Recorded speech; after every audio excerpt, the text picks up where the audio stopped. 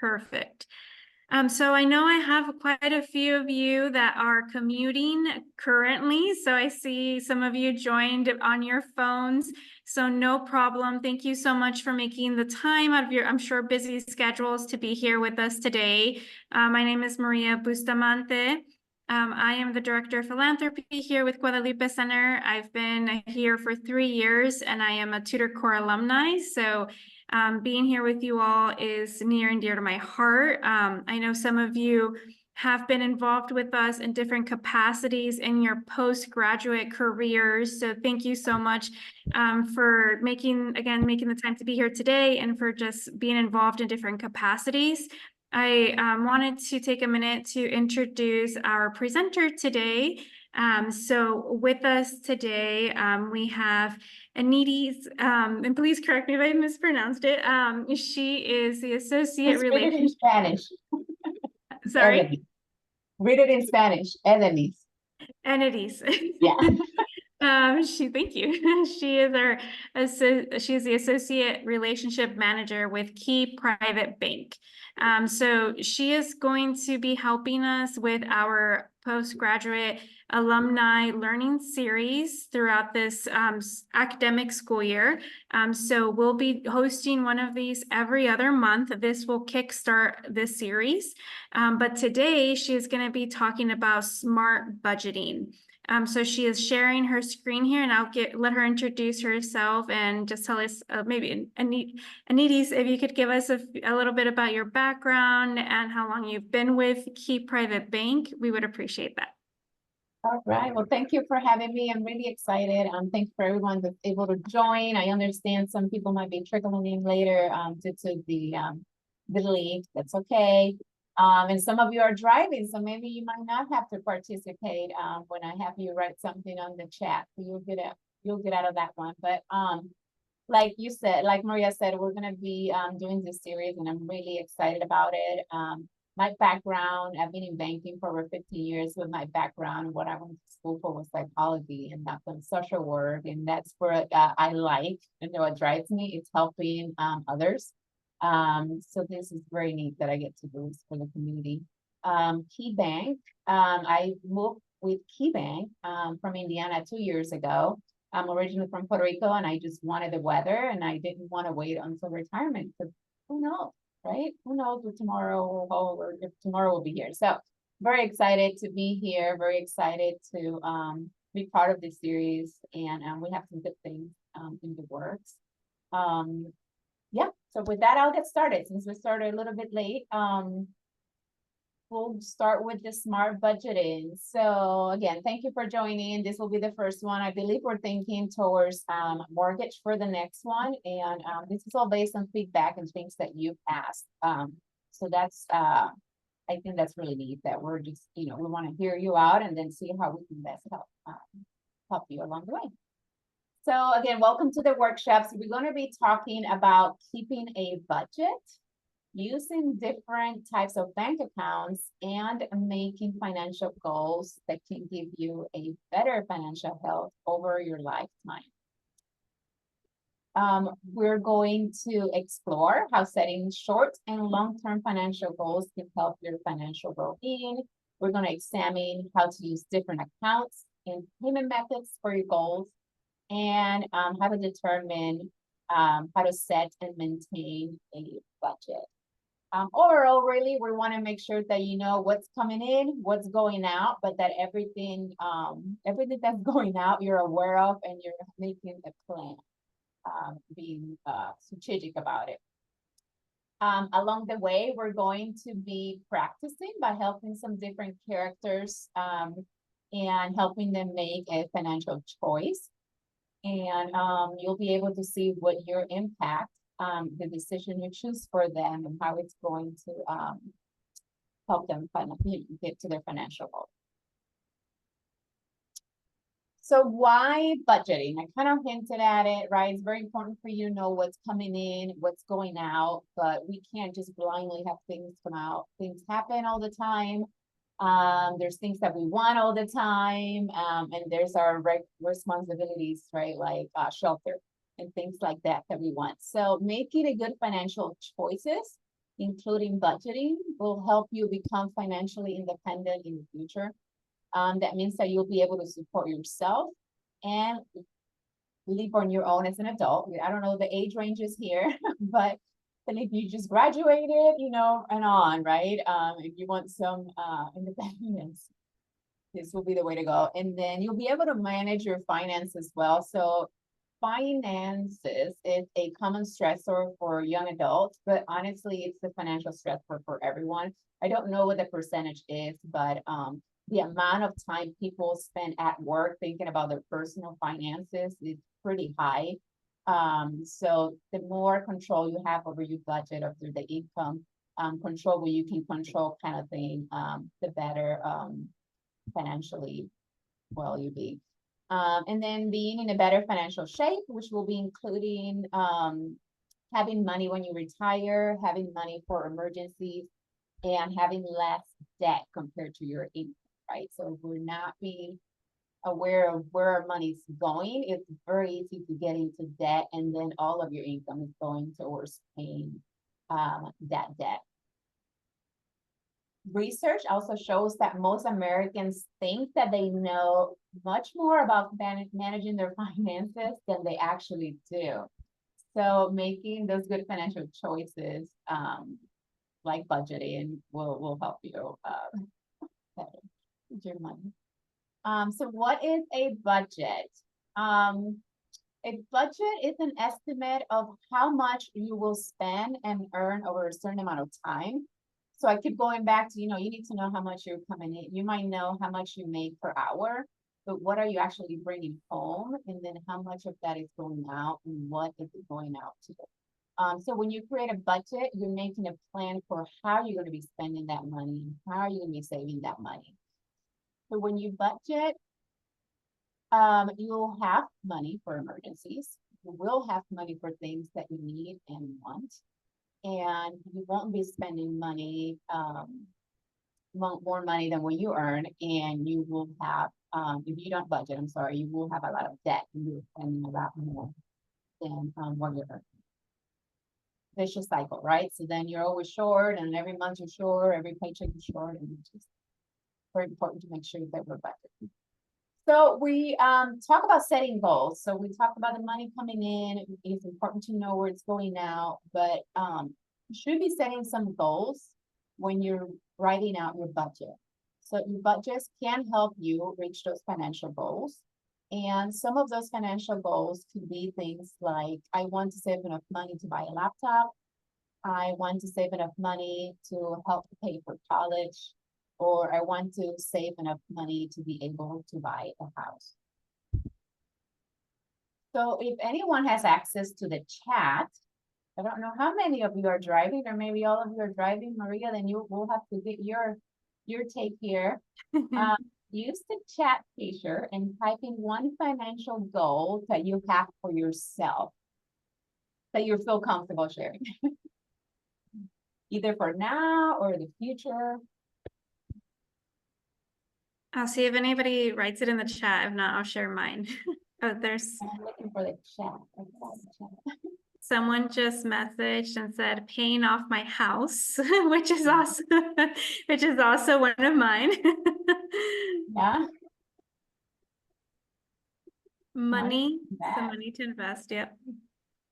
Yeah, like maybe with our mortgages and our home mortgages, how do we maximize the most out of that so that we can shorten our length of terms, so we're not paying so much? Maybe we turn a 30-year to 15-year or 18-year. I think that's a goal of mine.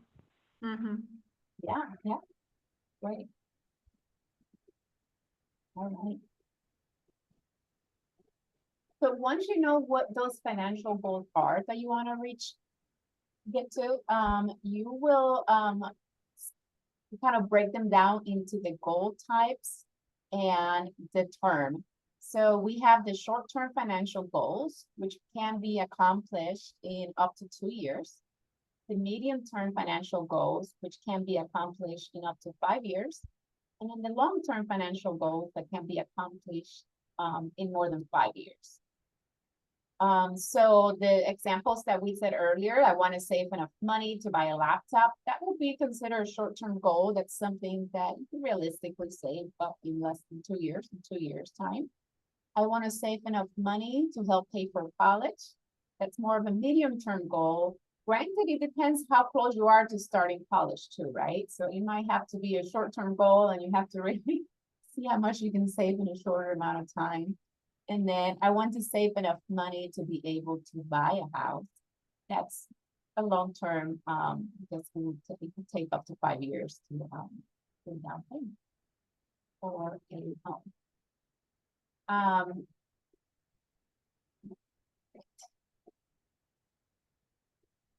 So how many of you, and you can just put a Y or an N on the chat, how many of you have heard of the SMART goal setting? The acronym SMART. I have. Yeah. So, Yeah. mhm. Good. So I'm really big into fitness. So when I it's like, okay, what's my goal? You know, I want to lose weight, lose inches, this and that. But or New Year's goal, you know, this usually comes out around that time. But we can also use it for the financial work, right?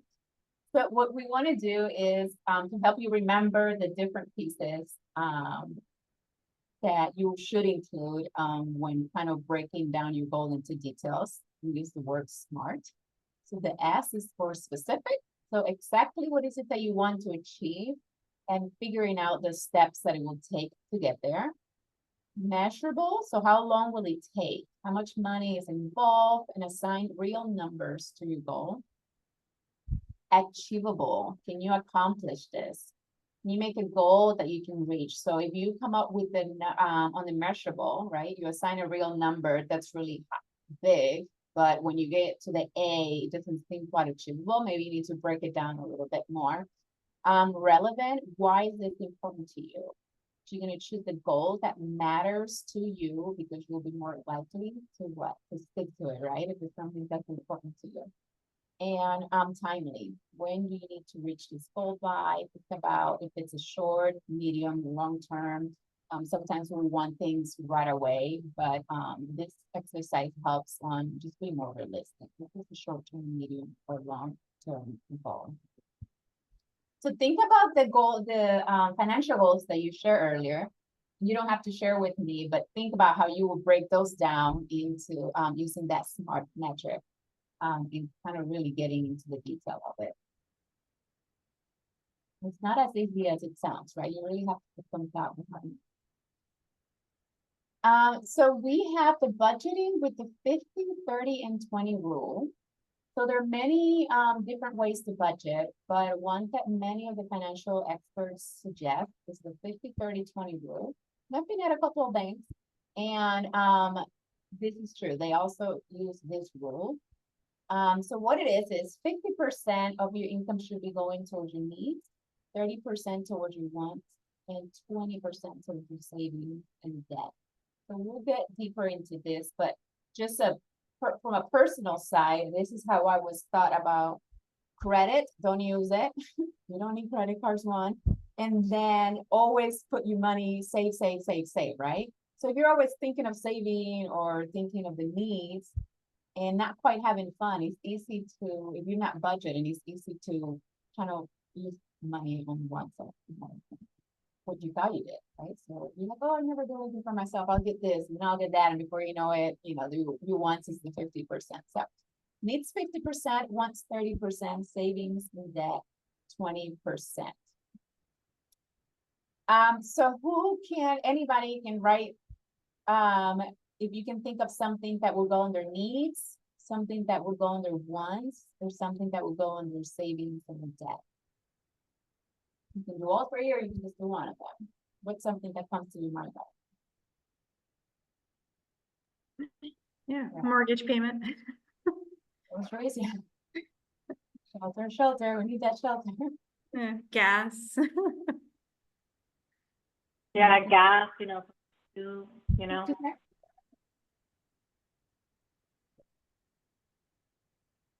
Groceries. Mm-hmm. All right, so some examples of the needs include things that are necessary. So we could talk about shelter, right? We need a place to live. So shelter, warmth, safety, groceries, car insurance, public transportation, Utility. house payments, rent payments, utilities, clothing, phone. Let me tell you, the rent payments down here are so high compared to where I moved down here from Indiana. So that's a need. And then for the wants would be the lattes, they go to the movies, the getting your hair dye. I think that's a need, but okay. Sporting events, a fancy car, a trendy outfit. So a differentiator for a house. So everybody needs a house shelter, right? So that would be a need. But if you want to go with a mansion, right, then that's more of a want. A warm winter coat is a need. Depending where you live. Depending on where you live, kind of get a cute trending coat, and that would be a want. But a party dress is a want. And then some examples of the savings include someone mentioned investments or retirement. That will be in the savings or the debt bucket. Savings account money, paying off student loan debt. So the differentiator, I can't say that word, differentiator. It's paying off your old credit card would be in the savings bucket, right? You already have that debt and you're paying it off. But if you saw something you like and you put it on that credit card, you're taking from your wants bucket. Okay. You don't want everything to then go down to that bucket. All right. So on the next one, I see Fred wrote some things too. The needs, rent, one's vacation. Nice. And savings extra. Oh, so Maria wants a dog. Yes. I like it. All right, the 50-30 rule. So we kind of went over this, but the needs again, groceries, house, apartments, phone bill, medical costs, wants, lattes, going to the movies, getting your hair styled, and savings, retirement accounts, paying debt you owe, such as student loans or college. If you don't need to spend as much money on the needs, let's say you have a roommate or you're still living with your parents or whatever it might be, it can be a great idea to move that extra money to your savings, right? You don't want to just keep adding to that wants bucket. But good for you. I miss living with my parents. So didn't have as many needs, right? All right, so we are going to help our first character, and her name is Madison. So Madison is 16 years old. She wants to go to college in 2 years, and she's hoping to save money to help pay for it. So in 2 years, she'll be starting college. She's 16. One of her wants is that she likes to go to the movies once a week with her friends. And she makes about $150 a week at her part-time job. Her mom pays all of her needs, so she's able to use her budget solely on the wants and the savings right now.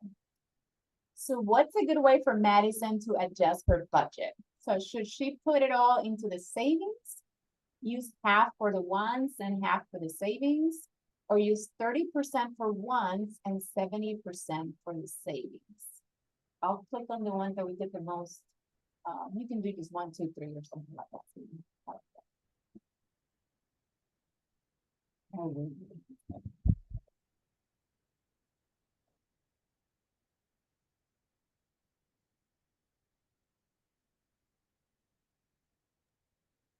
Okay, so I'm getting the 30 for wants and the 70 for savings. So who am I going to put in? Maria, I'm going to put you on the spot. Why do you think it's 30 for the wants and 70 for the savings? I wanted to say, put it all to savings with that salary. If she's trying to save it for college. But that's not right. That's not realistic, for someone her age. So yeah, I think she will have to put the majority, so 70% of her savings if she's trying to save for an expense such like college. But obviously because of her age, I'm sure she wants to hang out with friends and do things that are fun. So she Yeah. could indulge once in a while. I love that there is a bucket for once, right? We can't be all work or, all savings. We need to have some fun. So the 70% will be that 50% plus the 20% added up since she doesn't need to pay any of her needs. And the 30%, we're keeping the ones at a 30%, we're not increasing that. So we click on here, see if this works. Okay. So Madison uses the 30% of her money for, thank you, Maria. I like 30% of her money for ones and 70% for the savings. So using 30% of her money for the wants and 70% for the savings is a great choice. So, and all of you, I think, have the same answer. That means that she's following the 50-30-20 rule. So even though she doesn't have any needs, she's using up to the 30% for wants and using the extra money for savings. What's really eye-opening is how in the 2 years, how quickly she'll be able to save $11,700 for her goal of helping to pay for college.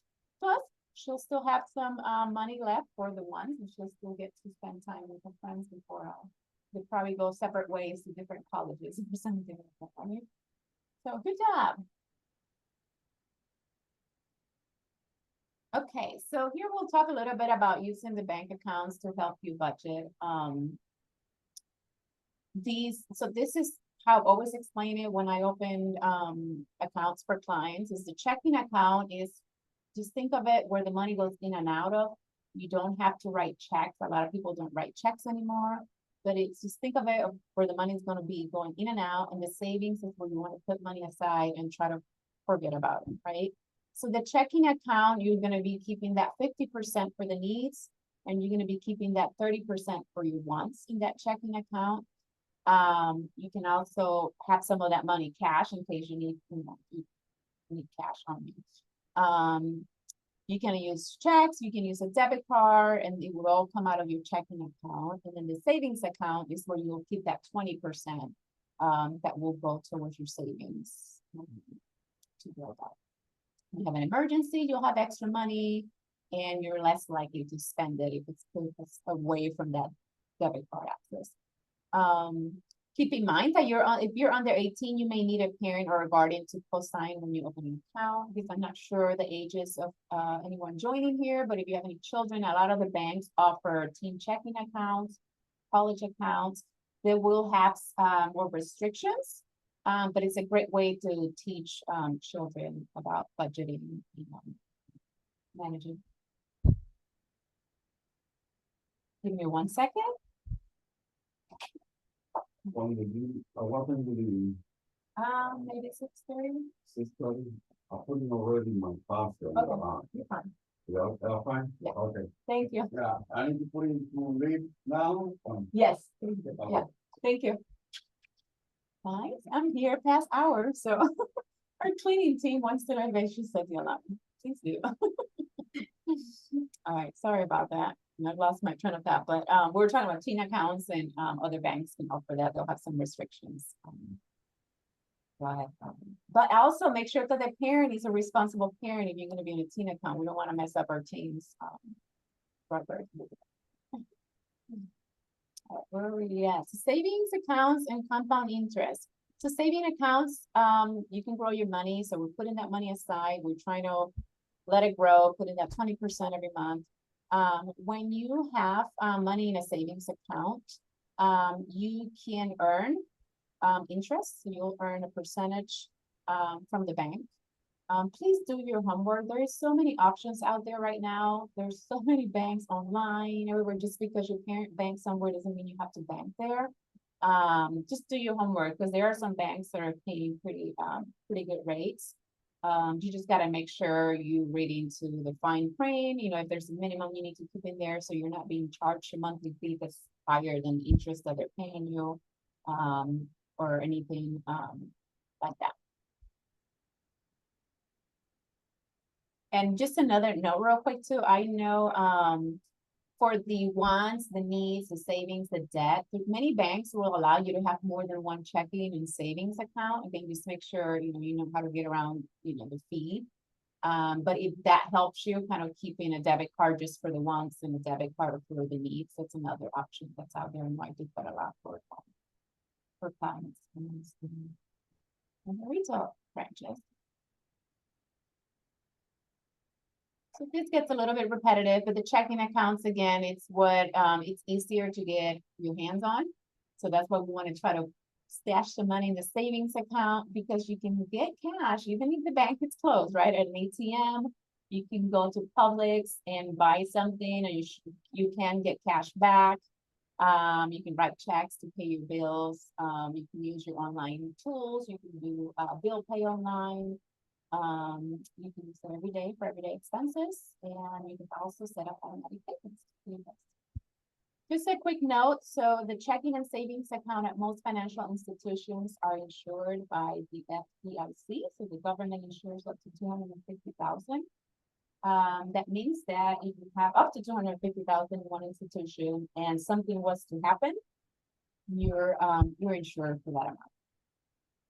If you have questions about that, you can go to the FDIC website, and you would also break a lot of it down, because it also looks at titling. So if I'm on one account, if I have a beneficiary on another one, things like that, you might be secure for more than $250,000 at your permit, depending on how things are titled. Okay, we're gonna go to our next character, and his name is Jamal. So Jamal turned 18. He's doing all the good things. He graduated. He set up a checking account. He opened a savings account. He's working part-time. He must be someone that went through your program, because he has it all together. He graduated, checking account, savings account, has a part-time job, and he's getting a college degree. He has a lot of expenses, but he wants to make sure that he can also have fun. So this week, Jamal's friends want to go to a concert, right? So not something that was planned. Jamal wants to go too, but then he'll have to spend some of the money he set aside for savings. If he does that, he might have to wait longer to get the new laptop he's been saving for. His current laptop works okay, but he's been excited about getting a faster one for school and dating. So Jamal doing all the right things, but also wants to have fun, and was invited to a concert. If he goes, he'll be tapping into his savings account and just taking longer for that new laptop for him to be able to buy a new laptop. So I'll look at the chat. You can say just one or two. Should he go to the concert or save for the laptop? Paula will save for the laptop, and Maria will save for the laptop. Eric Garcia, what if your friends are like, come on, you never do anything with us? It's like, I'll game with you later after I have my laptop. Oh, you don't do anything fun anymore. You're always working. All right, so save for the laptop, but I understand your pressure. That's right. It's easier for us, right, to go straight to the saving for the laptop. All right, so save for the laptop. So Jamal saves for the laptop. He decides to save for it. His friends have a great time at the concert. I'm sure they were probably Snapchatting or something, right? Oh, Carla wants a babysitter for the 4 kids. All right, so his friends have a great time at the concert, and Jamal wishes he decided to go with them. Even though he couldn't make the concert, his friends tell him that he can get a limited edition t-shirt from the online store. He's in a hurry to get to class, and there are only a few t-shirts left. So should Jamal just hurry up and check his account balance before he buys a t-shirt, or just hurry up and make the purchase so that he's not late for class and it's something to remember the concert he went to? Maria said too. So do we want, so don't be late to class, make the purchase, or wait until after class so we can check his balance and hope there are some t-shirts left. One or two? I don't know, wait until after class. Buy and return. Buy and return it later, just take some pictures, right? Wait after That's a good class. one. So what does he buy? Didn't have enough money. Right? All right, so we'll go with, should we do something fun and go to Don't Be Late to class, make purchases and see what we get back? Yeah. Sure.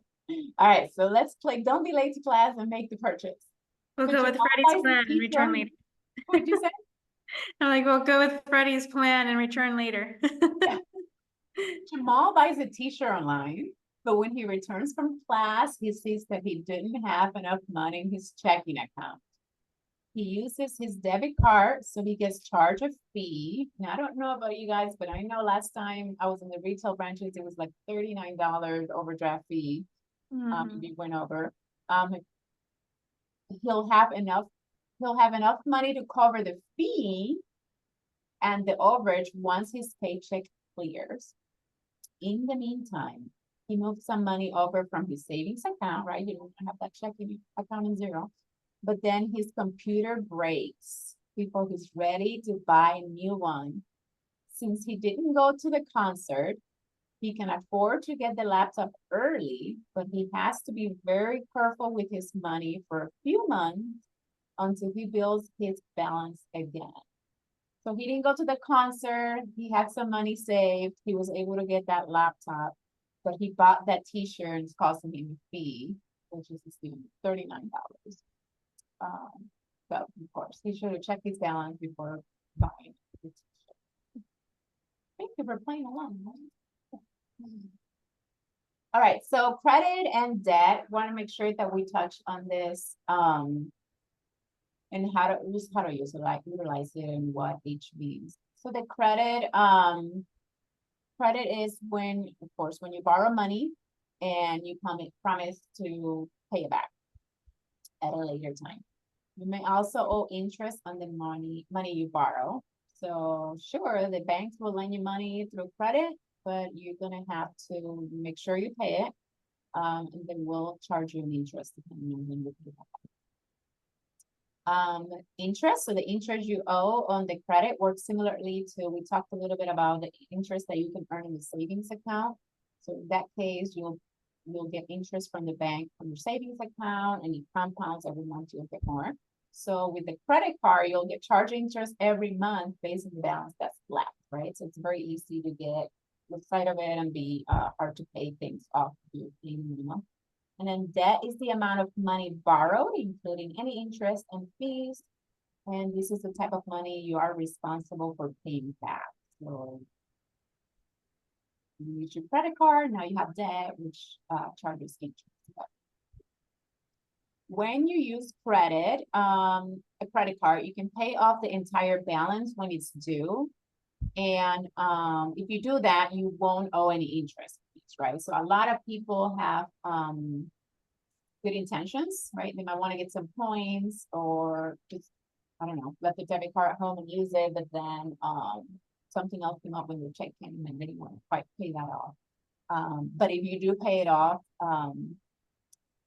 when it's due, then you won't pay any interest. Once you can pay the minimum amount each, or you can pay the minimum amount each month until it's paid off. So just a tip here, if you have the intention of paying it off, but you didn't save enough money to pay it off, at least pay the minimum amount due, because if not, it is going to affect your credit score. It's very easy to drop your credit score. It's a lot harder to increase your credit score. You always want to at least pay the minimum payment. I know this is about budgeting, and we want to make sure that if you're going to use your credit card, you have the money to pay it off, but at least if you ever get into buying, at least make sure you're paying that minimum payment. And then if you don't pay the minimum amount, you'll owe fees and interest. So you keep accumulating that interest, it's going to affect negatively your credit score. and they'll probably, then they will charge you a late fee. So that takes us right into the credit score conversation. So your credit score, it's what evaluates whether you're likely to pay money back on time. A lot of people, usually you can start, you don't have any credit score if you never have credit. So it's a little hard sometimes to get someone to lend you credit, a credit card, anything like that, to start establishing good credit. But a lot of banks have college checking accounts, or there are other banks that will give you like a smaller credit limit just to kind of get you started.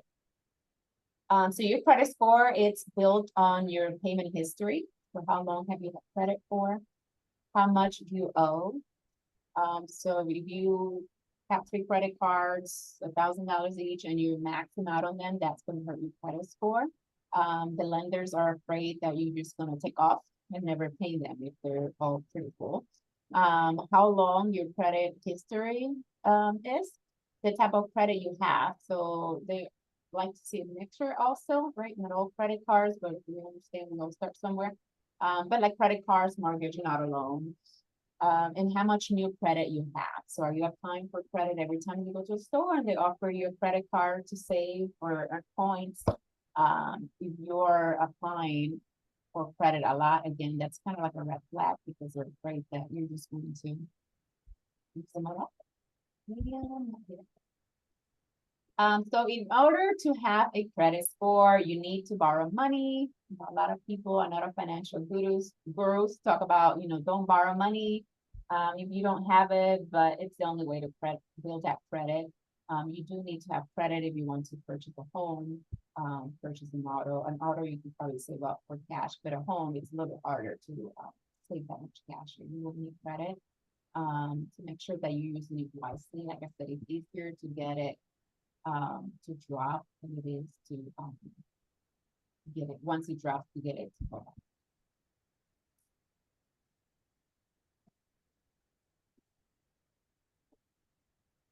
Okay, and a little bit more about credit score. Your credit score determines whether you're able to open a credit card or borrow money, like buying a house or getting a private student loan to pay for school.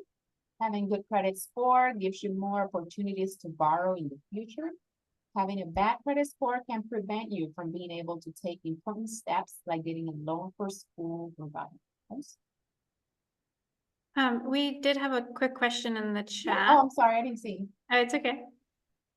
Carla asked, what's the fastest way to build credit when trying to buy a house? So if you don't, you should have 2 or 3 credit lines under your name. So credit card, you have an auto loan, a line of credit, or just a few credit cards. A lot of lenders now are also looking at cell phone bills and different rent. I think like a rental history also, if you're paying those on time. So you're just having the biggest thing, they want to see different things, not just credit cards, but if all you have is credit cards, better than nothing. But the credit score takes a little bit longer to go up. But I'm trying to think what else they've used. I know the rental, the cell phone has come up now, and it is something that it's looked at if you don't have enough things under your name. Does that answer your question? Oh, I see. Okay. Thank you. And then there's also some secure, I see you say you have 2 credit cards. There's some secure credit cards that some banks offer towards your own money, and you put it towards a credit card. And then once you've proven yourself with them, they'll prove you, they'll return that money to you and they'll give you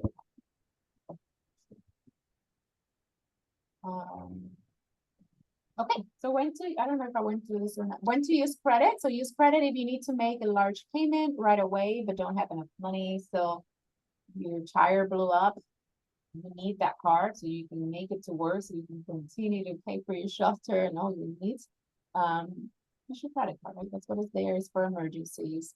If you have an emergency, you have enough money to cover, that's what they're there for.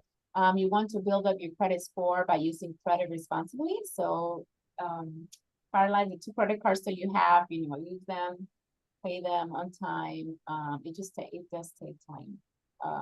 But we can, if you're looking into buying a home, we can always get you with someone too, and they can, go through your credit score potentially, and kind of tell you what things will, make a faster impact. So paying your entire bill as soon as it's due, to make sure that you don't have to pay interest or fees. We're gonna skip Camila, because Camila is very long. Camila is my daughter's name. We're gonna skip her for the sake of time. Actually, I had a lot going on. Yeah, Camila. Camila got a lot.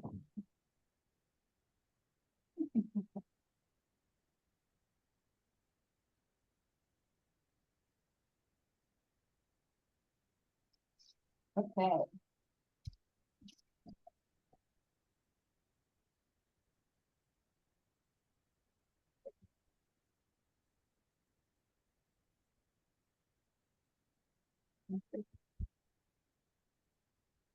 Oh, actually, this is actually in regards to company. All right, so keeping track of your finances.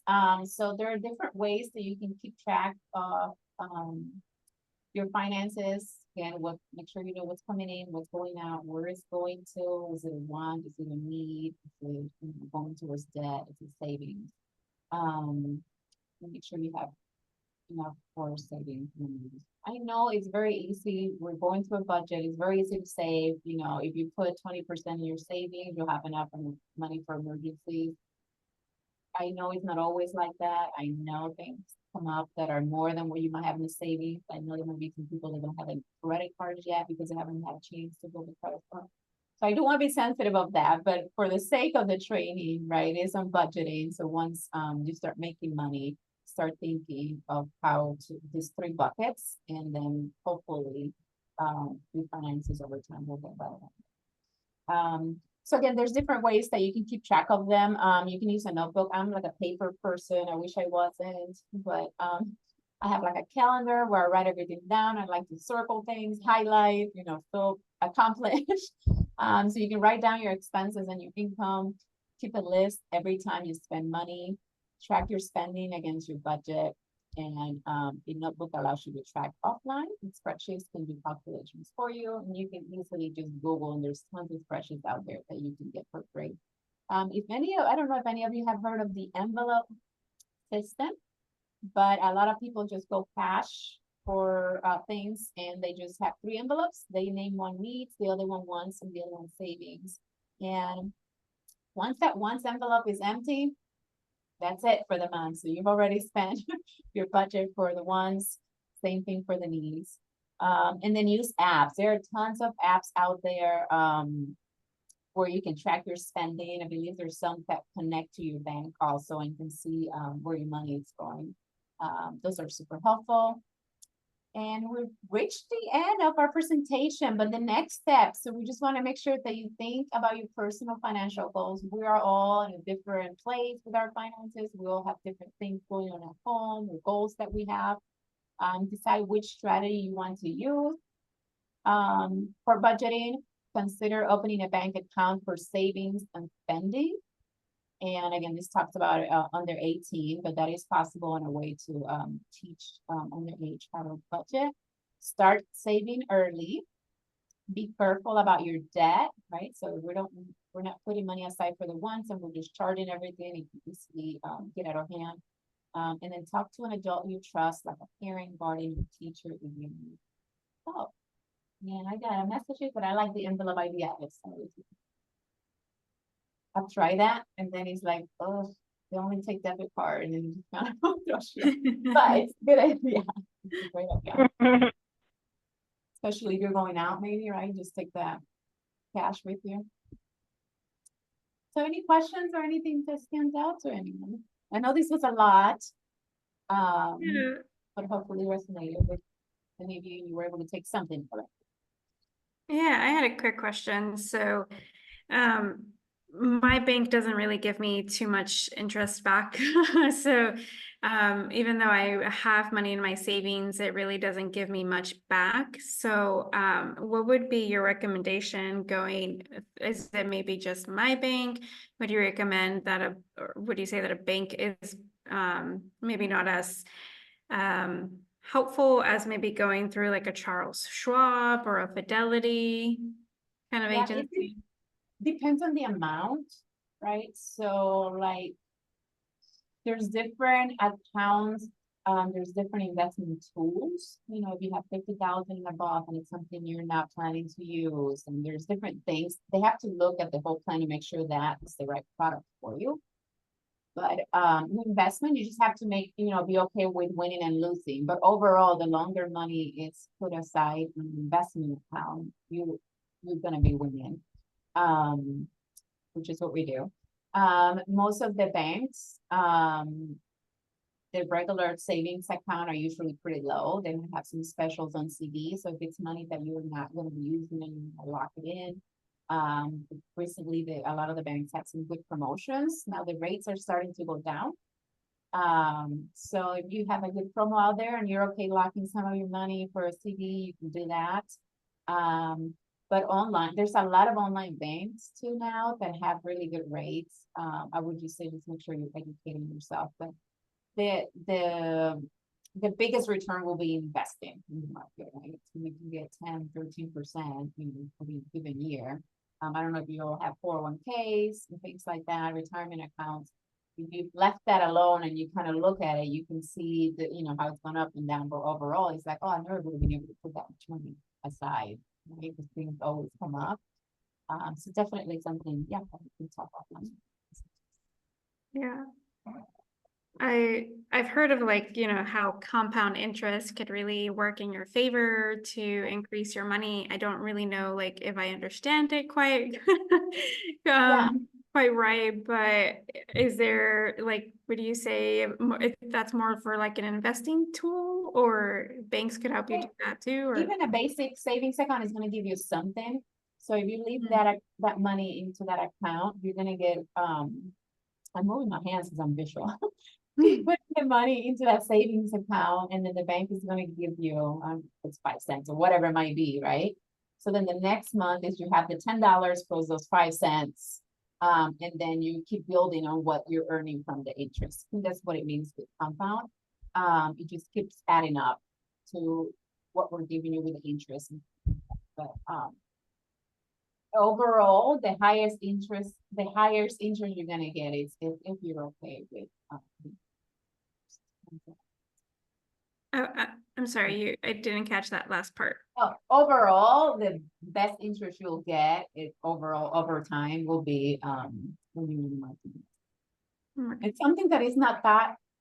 It's not thought a lot. Like if you don't have parents that invested, or if you don't know anyone that invested, you say, well, how do I get started? So that's definitely something. High yield savings accounts, yes. Popular one online, yes. So I'm trying not to say any bank names because I work with Kita, but go online because a lot of the online banks are paying in money markets, they're paying higher interest rates. They don't have maybe it's this, they're not paying for a rental space, they don't have banks everywhere. You have to go through them, if you need money. I don't know how easily you can get to it, but they usually have higher prices. Just go online, do a quick search, and then sometimes they have like huge promos that are just to start banking with them. That's even higher than any interest you would have now, right? Like $900 if you open an account with us. $400. It's pretty significant.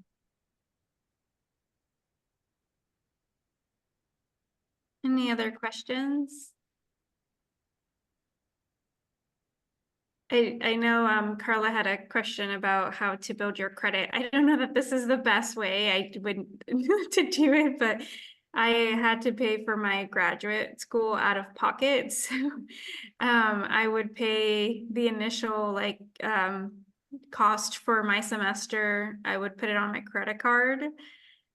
Because the interest, I bank with Suncoast and the interest rates were interest rates were very low. So I knew I had a little bit of time to pay it off. So I just I kind of had a budget and make sure I was disciplined, and I put $500 towards like a $3,000 charge every paycheck, and that boosted my credit score within 6 months, because I was pretty, again, disciplined and was able to do that without getting all this interest added to the charge. But Yeah, and you making really large payments too, so that's usually a Mhm. trigger for the companies. They're like, well, what's your annual income? Maybe you're making more, maybe we need to increase your line, maybe we need to do something here because you're able to pay such much. yeah. Yep. Yeah, when Um, so we're getting into the presentation for next time, and I'm not the mortgage person, but I believe some banks can go down to 640 on purchase of home. I don't know if they can go lower than that. There's so many mortgage loans that each bank is able to do. It's based on income, based on location where you want to buy a house, credits for the down payment might be different based on the loans that they do, how much you have to put down. But 640, it's whatever. 640.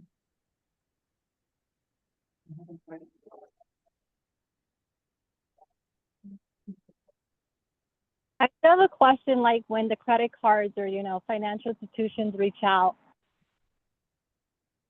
and they say, hey, do you want your credit card lines going to be increased? You could hit yes or no or update your annual income. What would you recommend in those scenarios? So it depends. So again, I'm trying not to point out any products that I don't get, I don't work, but like, if you go into like Credit Karma or any of those tools out there, they will tell you, right? If the more available credit that you have, the better it looks on your credit, because it shows that you're not using, 80% of your credit limit. You're not using 100% of it. So I would just look at your overall available credit debt out there. If you know that you're not just gonna go into debt because they're offering to increase it, right? So just first you gotta do some self-reflect, right? Is this a good idea for me or not? Honestly, right? Because it's so easy to get to start swiping. But the more credit that you have available for you, the higher your score will be, because it does not scare the other lenders thinking she's almost maxed out and she's gonna run out. So you can make the decision just based on how you want it. I've allowed some to do it, and then some ask me, about my income, and I just won't update it because I already have too many credit cards out there, and I don't want to use them. I'm trying to stay away from them. So it's just up to you. But if you increase it, it just normally shows that you have that much credit available to you. And again, it's something else too. You gotta just be careful with identity theft and things like that, right? So the more you have out there available to, the more access someone else might have to your information. But first of all, do some self-reflect. Make sure do you want that line increase, and why do you want it, right? You need it. So their goal is that they want to increase your line so you use it, and the banks make money out of the interest, right? The interest in car loans, the interest in mortgages, the interest in the credit cards. Does that answer your question? Yes, thank you. Okay. Well, we've reached our hour, but if anyone has questions, do you mind if we send them your way through email afterwards? Okay. Thank you. If anyone wants to talk one-on-one, and I can get the answers for them or anything, I'm available. I'm open to talking to anyone. Thank you. And there are a few folks that will get the recording as well. So if as long as you're okay with it, I'll kind of ask them if they have any questions that I can kind of gather those for them. And then I'll send them over to you afterwards. Sounds good. Sounds like I have homework. You'll have homework too. Make sure you look at how you're spending your money and how you want to budget. Yes. Thank you so much for making the time to present to us and answer some of our questions. It really means a lot for us, and thank you. You're welcome. Thank you. Thank you for participating. I appreciate it. We'll be in touch. And so the next learning series will take place in December, and it will focus on mortgage and owning your first home or working towards owning your first home. So we'll send those dates in the next couple weeks. Yep, and my goal is to get a mortgage rep to be with me. That way they can even get into like the offers that we have for some of you that are planning to buy home. It might give you an idea of how much you should be putting into that 20%. Awesome. All right, you have a good night. Thank you so All much. right, thank you. You too. Have a good Bye. night. You too.